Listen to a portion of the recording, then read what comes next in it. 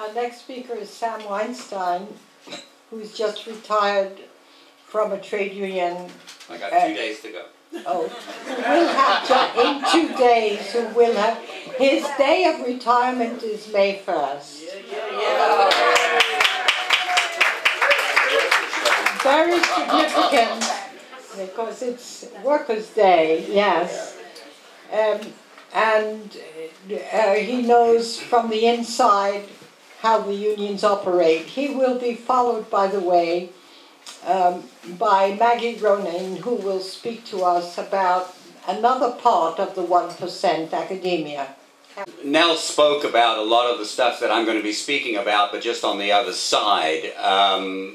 Both of us are trying to deal with the reality of what do you do with the organizations that the working class has built and then stand on top of you as you try to get done what they were built to do.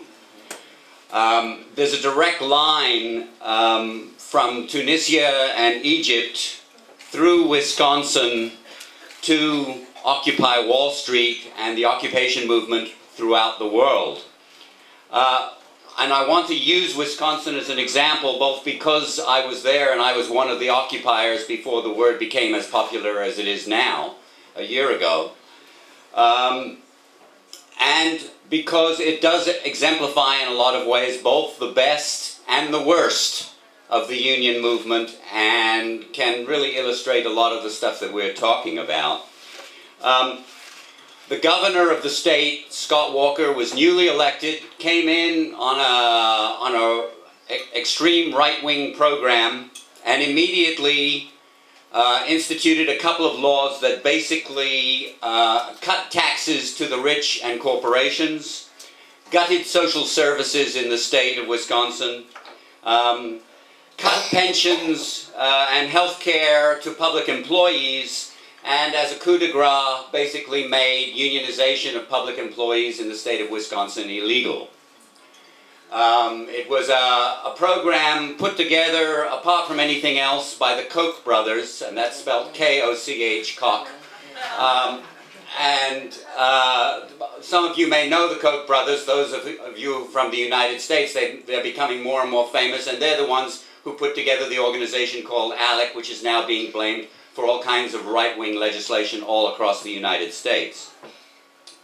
One point you have to make very clear is when the attack is focused in the way that it is on public employees, who are public employees? And the vast majority of public employees, as it turns out, are nurses and teachers. And the vast majority of nurses and teachers are, guess what? Are women. And it also is the case that public employees or public employment has been one of the better areas for people of color to get, and for disabled people and others who are not, who can't easily get a job in the private sector, right? It's one of the better areas for them to get jobs, get decent wages, and not get the same level of discrimination that they're likely to get in the private sector. So the attack was not just on everybody who was not basically white and male. It began.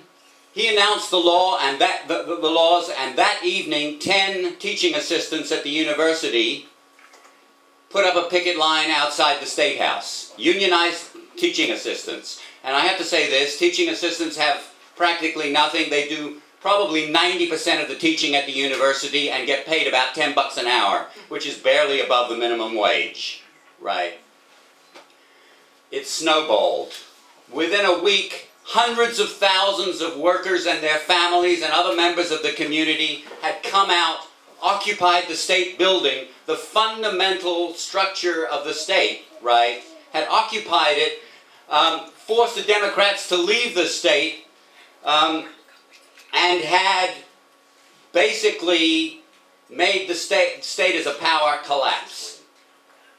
They not only did they bring the rest of the community out, hundreds of thousands of people. The teachers went on blue flu strike. They just left the schools. Some of them brought their kids with them. They said it was a civic lesson. They brought him to the state capitol. Right. Right. And in the process, the state was, you know, just fell apart. However, the union movement itself on the other side, oh, I should say this, the other part of it that fell apart was the police. The police took part in civil disobedience and joined us, and they had to go outside the city of Madison, bring in state troopers from outside, because otherwise they would have had no police force at all. Right. They had, the only thing that could kill us, frankly, was our own people, and that's exactly what happened. The union movement came in the form of the AFL, and I have to say this, they were about to go for their annual executive council meeting, and they were going to Disney World in Florida, and I have to say this, I mean, Disney World in Florida was bad enough, but the fact of the matter is, those of us who were occupying in Wisconsin, the weather was sub-zero, right?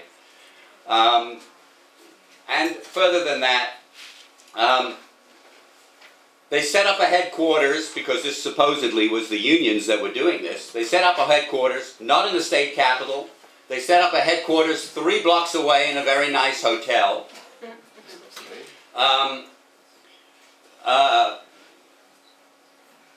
They undermined the movement almost immediately by giving in to the vast majority of the demands of the governor. They agreed to cut the social services. They agreed to cut their own members' pensions and health care, right?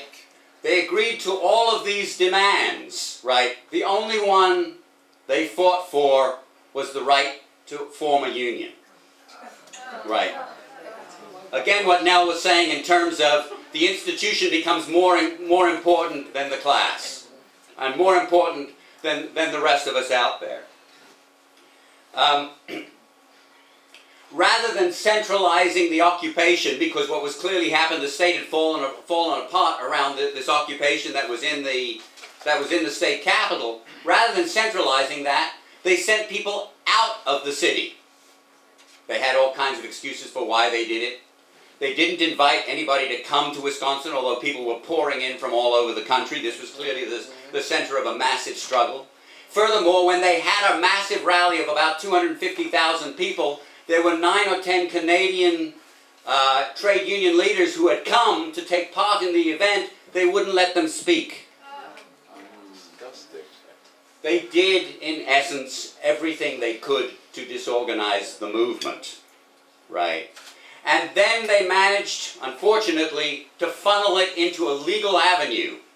They allowed the state to take back the capital. There was no good reason why that should have happened.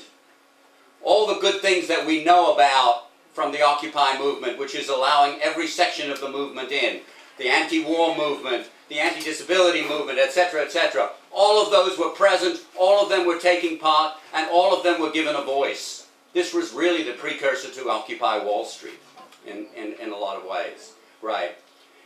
They allowed that to be taken back, and they put it into a referendum. And in some ways, this is the most horrendous piece of it. They are going to end up, hopefully successfully, God forgive us if they don't, they are going to end up spending $50 million of our money.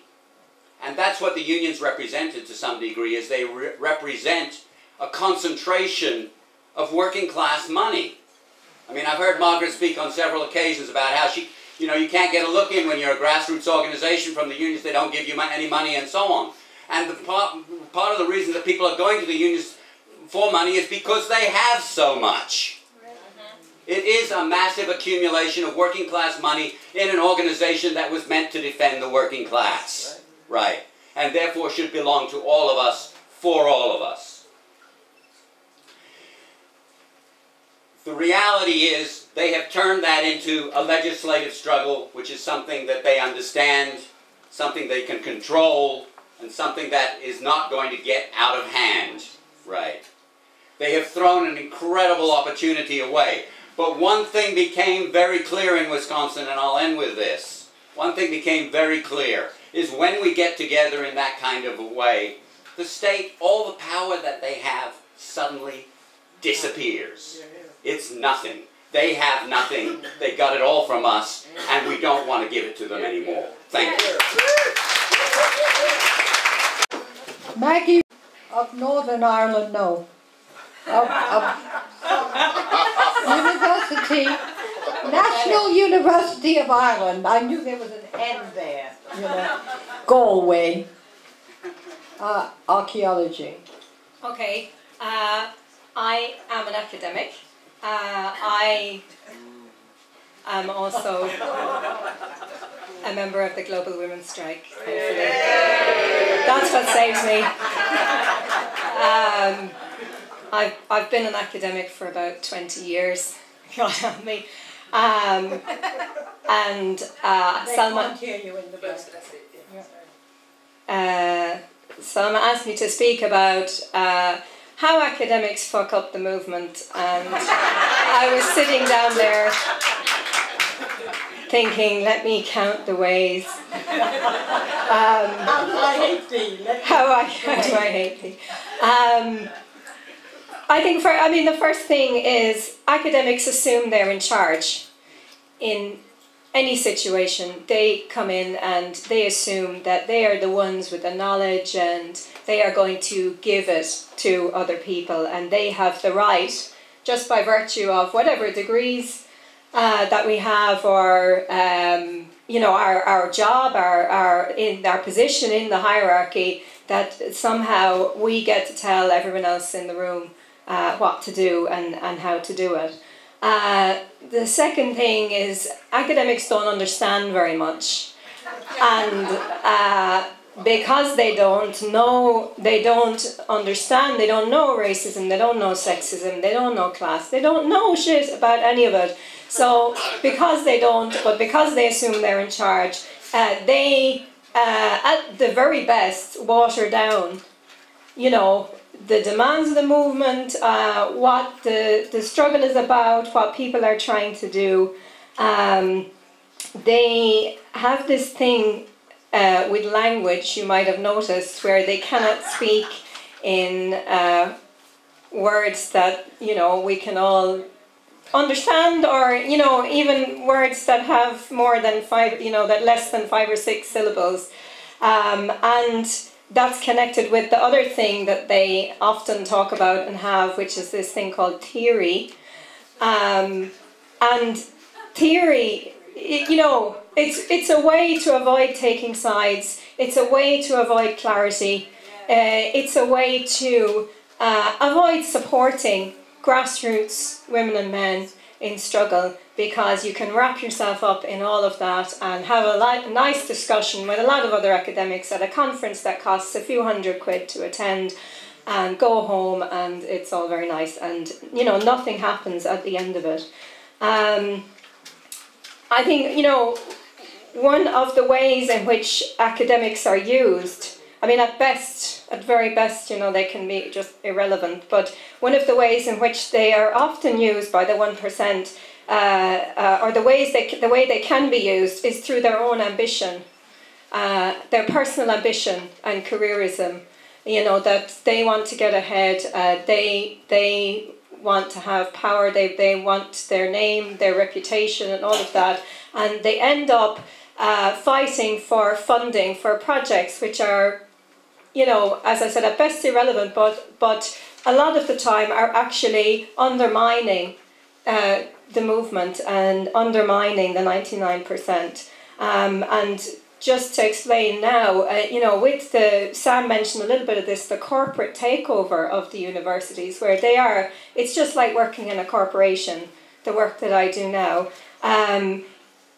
For example, if you want to do research, if you want to apply for funding, the funding is all coming from states or corporations, and the projects that they set out that they want you to research are, you know, they're an attack on grassroots people, on the movement. And if you want to try and do something that might be more useful, or you think you could be useful, you're told that that's not research, that's no good, or that's no use. So you're then put in a position where, okay, your choice is, you know, do you want to advance your career and so on, or you know, that otherwise you are demoted and all the rest of it. what I suppose I can just say what I found in my own case. I grew up on welfare, on social welfare. I went to university. I thought I was kind of escaping from, I come from the village, and I thought I was escaping a lot of things in the village. And when I stepped inside the doors of the university, I realised that this institution is against my community, the community that I come from, against the working class. And so for some reason I stayed in it. But I have found that there is no work you can do in the academia, in the university, that is any good at all to the struggle, to the movement, unless you hold on to that movement, and unless that movement holds on to you.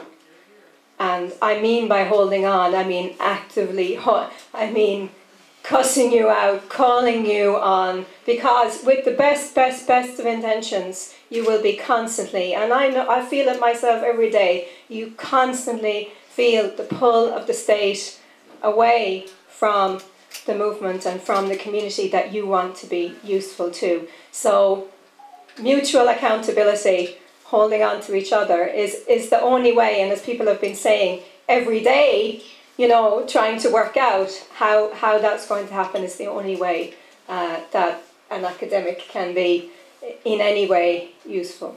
Thank you.